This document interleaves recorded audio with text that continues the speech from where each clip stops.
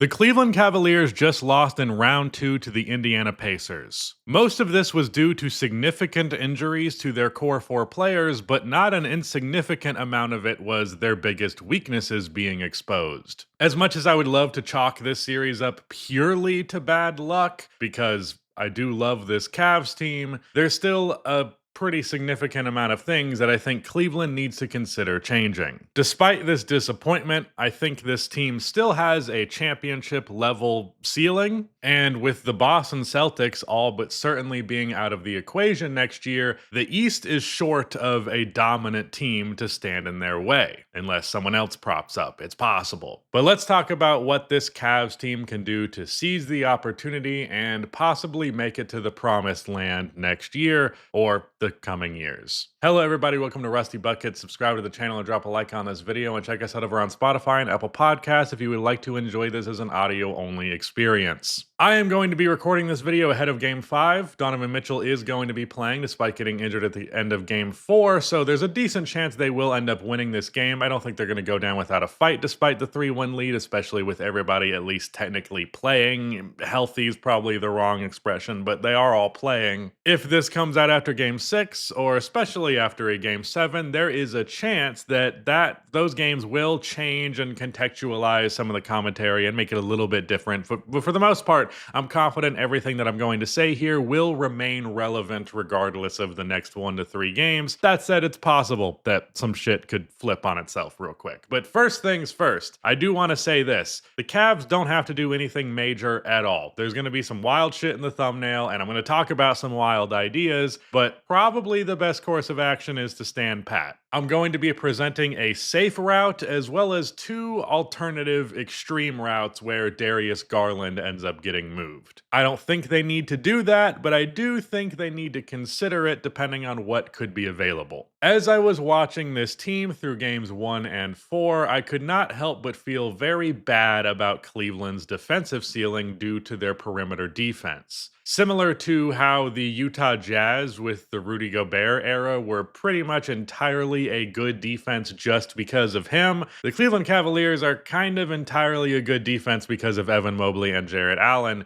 and they can't do this shit completely on their own, especially against a very well-spaced and paced team in the Indiana Pacers. Mobley and Allen should be the foundational pieces of a dominant defense, not just a pretty good one, and one that hasn't even been pretty good in this series, really. DeAndre Hunter is a solid defender, though he is a little bit underwhelming given his physical profile. He is a score-first player. That is his mentality, so he's not as great defensively as I would like him to be. It would be great to just say insert him into the starting lineup and the issues are solved, but that is not the case. Isaac Okoro is a great defender, but unfortunately he cannot shoot. He's one of those regular season, decent percentage shooters who is going to get left wide open in the playoffs, and also he's not like such a great defender that it can often make up for that. Like, it's really hard to play him because his defense is not ultimately as impactful as you need it to be to make up for his offensive weaknesses. And Max Strus and Dean Wade both do a solid job on defense, but not enough to be like great and really even good defenders. I guess good is fine, but it's relative. Not someone that the offense is worried about. Donovan Mitchell is not a huge liability on defense despite his height because of his strength and length. He plays way bigger than his height actually is, but he's still not a good defender. And Darius Garland, I think, tries his best most of the time. It's not a matter of a deficit in effort. Rather, I just feel like his feel for the defensive end is there. Like, normally a smaller guard, you can take advantage of that by being in passing lanes and picking the ball, picking the pocket all the time, but he just doesn't really do that stuff. He's just too small, and effort is not going to be enough if you're going to be that small, because the average NBA player weighs 25 more pounds than Darius Garland, and the average NBA player is 5 inches taller than Darius Garland.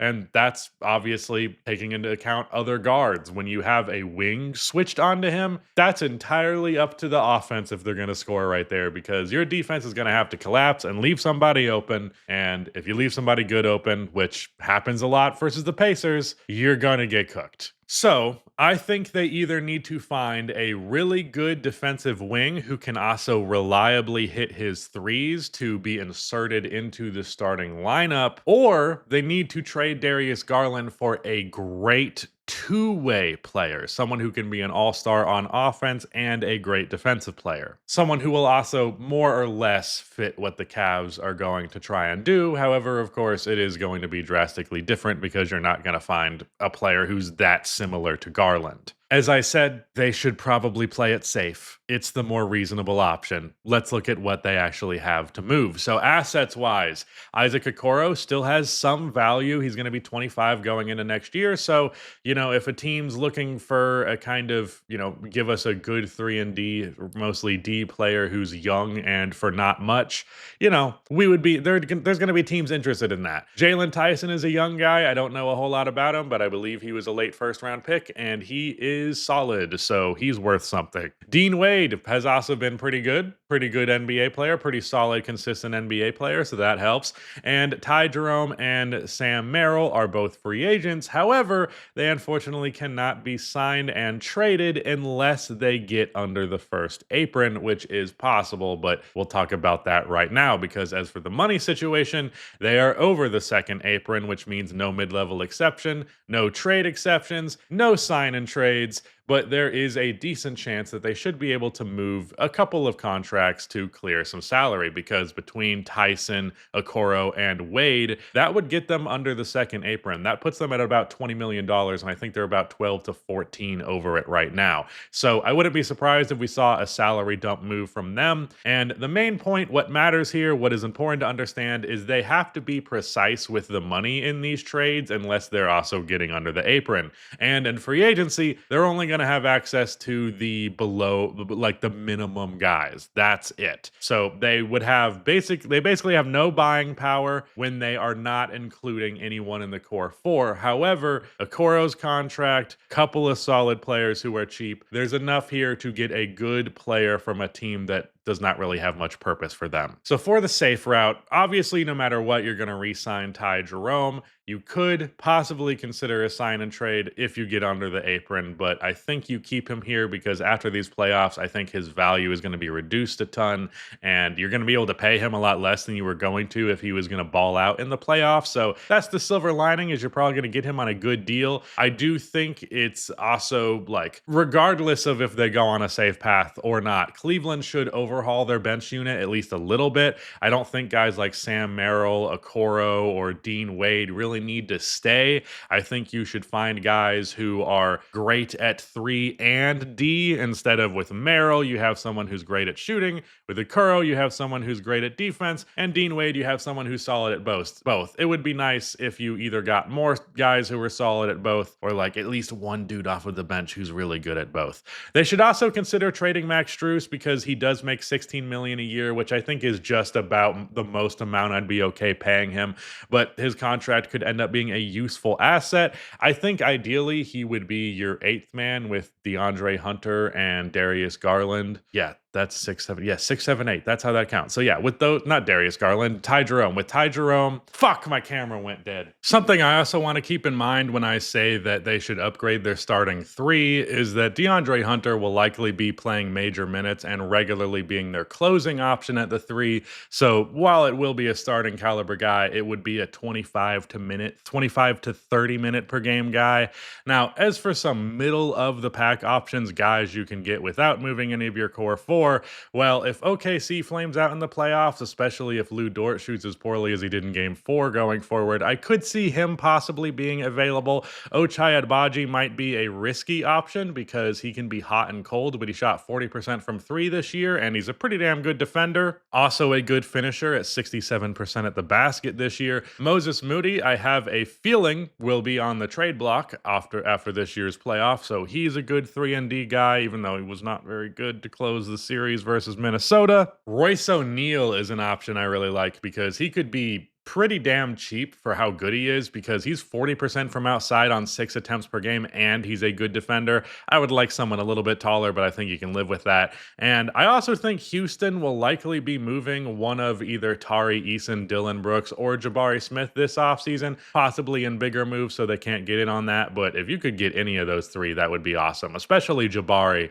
The idea of getting him to play small forward at 6'10" while being a very good 3-point shooter, I think it would just add to the dominance dominance of the defense. Having all that length out there would be really cool. But on top of that, you need to get some cheap free agents. As I mentioned, you would not have a mid-level exception if you stay under the second apron, or stay over the second apron. So Larry Nance Jr., Thomas Bryant, and Jericho Sims are some options for some backup fives. I don't think Clint Capella is going to be a minimum guy, but possibly if he is, he's someone you could also look at. I really do think they need to get a good backup center because as of right now, it's Tristan Thompson, and that's just unacceptable. So one way or the other, they definitely need to get a backup five upgrade. I think Gary Trent Jr., AJ Green, Tim Hardaway Jr., these are guys that I'm going to mention as options for three-point shooters over and over again, as are Nick Batum, Taurean Prince, and even Torrey Craig, but Torrey Craig kind of stinks, so I wouldn't go that way. In the conservative, laid-back, not doing anything crazy approach, I'm going to say that they trade Dean Wade plus Jalen Tyson for some minor draft compensation, and they don't pick up Craig Porter Jr. or Chuma Okeke's contract, which gets them under the second apron. So the starting lineup would now be Darius Garland, Donovan Mitchell, Royce O'Neal, Evan Mobley, and Jarrett Allen. But now you have to consider that under this apron, you do have a $5.2 million mid-level exception. So some candidates for that: Trey Jones, Chris Paul, or Dennis Schroeder, and then maybe Nickeil Alexander-Walker. I feel like Dennis and Nah both set their value too high at this point to only get 5.2, but Nickeil has shot poorly in the playoffs thus far, and his minutes have been reduced as time has gone on. But Dennis Schroeder also just had a huge playoffs, and I think the Pistons are going to want to really bring him back. So I don't know how realistic that option is, but just to be optimistic, let's say that they get Dennis Schroeder, because I think that is your best option, because it would mean a lot to have such a good defensive guard available when, well, they don't really have a very good defensive guard otherwise. That would mean that their bench unit is Dennis Schroeder, Ty Jerome, Max Strus, and let's say Larry Nance Jr. and Taurean Prince. That is pretty fucking exceptional for only moving Okoro, Wade, and Jalen Tyson. Royce is a good enough, actually very good three-point shooter, so you can play him unlike Isaac Okoro, and Dennis Schroeder, his defense off of the bench, man, would that help them when they're getting killed on the perimeter. I think something like this, or, I mean, even if it's Moses Moody, Chris Paul, and Thomas Bryant instead. Like, either way, this is a great light retool for a contending team. But now we're going to get a little cuckoo crazy with it, all right? This is nothing that I'm saying needs to happen, but it's stuff that is on the table, worthy of consideration, I think. Again, I'm riding with this core four. That makes the most sense. But would you consider, if they're feeling like if the Cavs decided that Garland and Mitchell just won't work on the largest stage, what could you get for Garland? Losing him means that you're going to be taking a hit in the shooting department and especially the playmaking department. Something I've been saying this whole series is that Garland kind of sets the table for the team in general, even though there's not a massive disparity between his assist numbers and the next couple of guys in line. In terms of getting the offense in its flow and spreading the playmaking energy, Darius Garland brings that to the table, and you really saw how stagnant their offense gets without him. So you do risk a lot in the flow of the offense, which is what made Cleveland so good. So there's a lot of risk there. You're losing ball handling, passing, playmaking, off-ball movement. However, his defense has been a big issue for them multiple times, and trading him could make sense with the right package. I have two ideas, one of which is actually insane, the other not so much, but you're still trading an all-star, so it's a little bit insane after having that good of a season and getting so many injuries. So the first idea I had was CJ McCollum and Herb Jones from the Pacers. From the Pelicans. I can't read. Garland and Dean Wade combined make $46 million in salary, and CJ and Herb Jones combined make $44.6 million in salary, and you throw in one or two of their $2 million guys if necessary to get that to 46.6. Either way, I think you can make the money match again if you get under that apron. With CJ, you will be keeping the high volume, high percentage three-point shooting. I actually think their numbers are pretty comparable in that department, and you're still going to get a 20-point per game level score, and his playmaking chops are good. He's no Darius Garland by any means, but he's not a slouch in the defensive department, and he's not a slouch in the playmaking department. However, he is going to be 34 going into next season, which is significantly out of line with the timeline of the rest of this team. The most interesting thing to me here, though, what matters the most to me is Herb Jones and what his defense would be like paired with Evan Mobley and Jarrett Allen. I think you'd take a hit, a pretty significant one, to your all-time great offense, but I think you'd be improved enough on defense to be a borderline all-time great offense and an all-time great defense. Herb is the best wing defender in the NBA, more or less, as far as I'm concerned. His last full healthy season, he was the only all-NBA or all-defensive first-team player who was not a big man, that being the first year where it was not defined by positions, but pure ability, and he's the only wing who got all-defensive first-team. He's also a solid shooter, but he's also got the Okoro thing of low volume, high percentage, so I can't feel as sure about it, although Okoro has never shot as well as Herb did last season. He's not a stamped and sealed shooter, as I like to say, but he also is such a good defender that he can make up for it a lot more than Okoro can. I also think that you could get a first-round pick out of this deal and use that for something else, because New Orleans has access to a treasure trove of first-round picks, and if the Pelicans want to build around Zion, Darius Garland would be the perfect pick-and-roll partner for him, perfect guy to find him on the fast break. Of course, there's rumors that the Pelicans want to get off of Zion, but Zion was also present for their draft lottery, so I don't know what the hell that situation is. But if they want to go in the build around Zion direction, Darius Garland in exchange for CJ, Herb, and a first-round pick is a pretty big home run. So at that point, your starting lineup would be CJ McCollum, Donovan Mitchell, Herb Jones, Evan Mobley, and Jarrett Allen, and again a bench with Dennis Schroeder, Ty Jerome, Max Strus, Larry Nance, and Taurean Prince. That's pretty good, but you do run the risk of CJ falling off, and his timeline's just not going to be the same. Next season, Mitchell's going to be 29, Garland is going to be 26, Allen 28, and Mobley 24. This core has a good 5+ years together in that group of 4 players. Can't say the same if it was CJ. I would say at that point it's a core 3 and waiting for CJ to get too old. But the last crazy idea I had, and I do mean crazy, I want you to understand how crazy this is. What about a Jaylen Brown, Darius Garland swap? Hear me out. Garland, Okoro, and Tyson combined make $53.5 million, and Jaylen Brown makes $53 million next year. There are a lot of possibilities going into the summer for Boston. Jaylen Brown had a down year shooting the ball. Point guard Jason Tatum's weaknesses were exposed versus New York, and there's a lot of chatter about them needing to get an actual point guard, and they're also about to have a weird down year anyways, so I could see some pretty seismic shifts happening. If you wanted to get Boston a playmaking point guard who is a much better three-point shooter than Jaylen Brown, which is important for how Boston's offense works, and you still get a 20+ point per game score, well, Darius Garland's going to be as great of an option as there is available. I don't think you're going to get anyone better than DG from trading Jaylen Brown. Their defense could take a hit. I mean, it would take a hit. It would definitely take a hit, but it would make their 3-point heavy